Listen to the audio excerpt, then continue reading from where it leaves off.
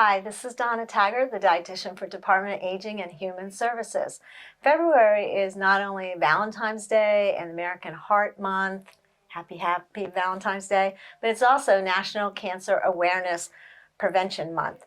According to the American Cancer Society, the lifetime risk of cancer in the United States is 1 in 3. But more than half of all cancer deaths may be preventable by making healthier food choices, maintaining a healthy weight, and being physically active. So what can you do to help prevent cancer in your own life?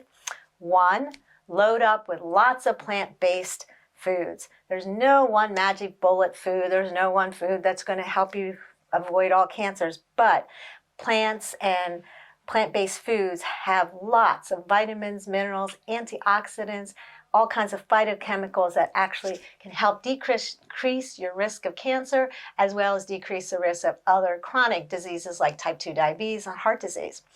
They also contain lots of fiber. Fiber feeds that healthy bacteria that lives down in our gut, and there's so much information and research being done on what they call the microbiome, all the bacteria and viruses that live in your gut and their connection to your brain health, to your heart health, and to decreasing cancer. So, fiber is good. You can get lots of fiber by loading your plate up.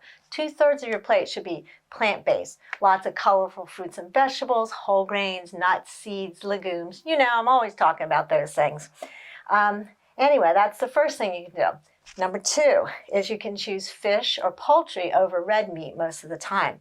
The World Health Association has done over 800 studies finding that eating red meat, processed meats every day can increase your risk of colon cancer, pancreatic cancer, and prostate cancer. So the more fish and poultry you can work in your diet, better.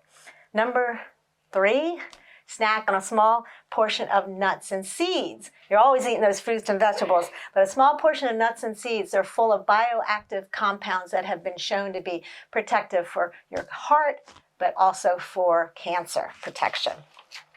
Number 4, limit intake of salty foods. We all know increased high sodium diets can be linked with high blood pressure, stroke, but also diets high in sodium are linked with a high risk of stomach cancer. So they recommend avoiding the salty 6. These are things that maybe you're not even realizing there's a lot of salt in them. Breads and rolls, cold cuts and cured meats, pizza, poultry that's been injected with sodium. So always check the labels of your chicken and poultry when you buy it.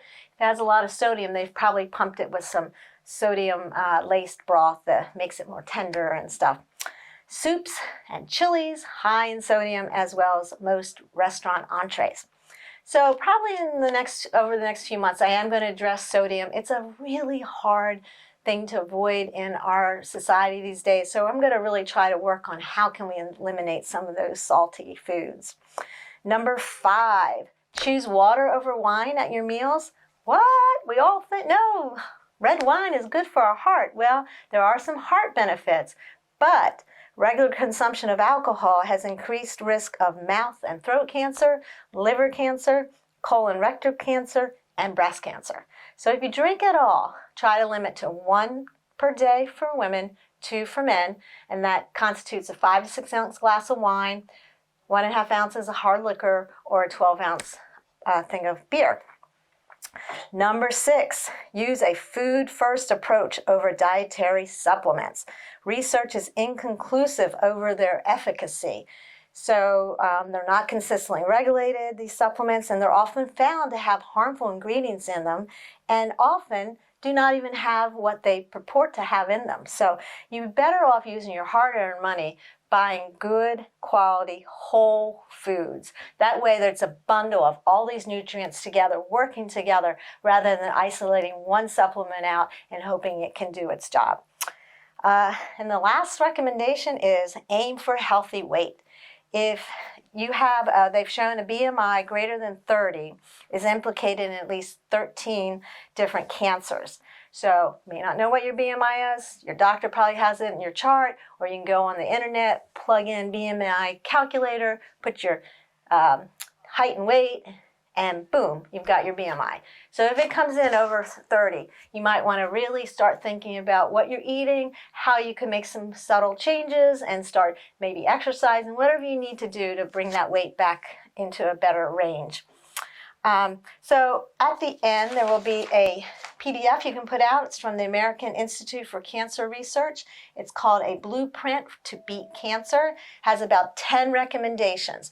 They suggest if you can follow as many as possible, you really significantly can decrease your risk of cancer. But even doing a few can make a big difference. So hopefully you can look through that. It's some of the things I've talked about, but some other things in there as well. And then next month, March, is National Nutrition Month. My favorite month. If you see a registered dietitian March 13th, wish them happy Registered Dietitian Day. But anyway, I'm going to discuss healthy eating on the run. As a lot of us are starting to retire and maybe traveling more, or maybe out and about more than when we were at a job where you're there all day, sometimes it gets difficult to eat as healthy as we should. So I'm going to talk about that. So hopefully I'll see you here next month, and have a great day today. Bye.